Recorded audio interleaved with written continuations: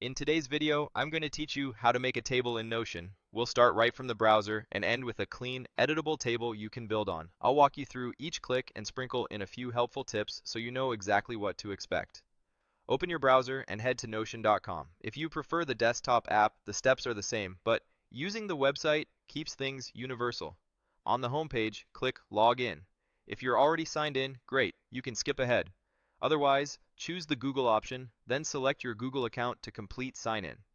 Notion will load your workspace in just a moment. Once you're in, create a spot for the table. Click Add a page in the sidebar, or if you already know where the table belongs, open that existing page. Starting a new page is handy when you want a dedicated space just for this table.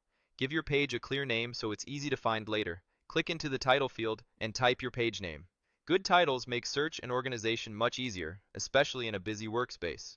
Now click in the empty space directly under the page name. That blank canvas is where you add content blocks. With your cursor there, type Table. Notion's command menu will appear and filter to Table options. Click Table. This inserts a basic table block right onto the page. You'll see a few starter columns and rows.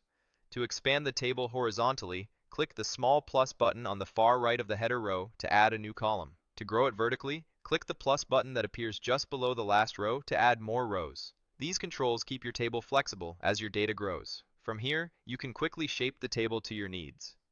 Rename any column by clicking its header and typing a new name, and drag headers left or right to reorder columns.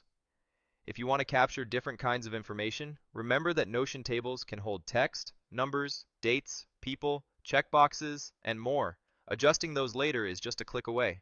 You can also resize columns by dragging the dividers, which helps keep things readable. That's it. You've logged in, created or opened a page, inserted a table with the slash command, and added the columns and rows you need. Save your changes simply by navigating away. Notion saves automatically. If you keep using the same structure, consider duplicating this page as a template so you can start new tables even faster next time.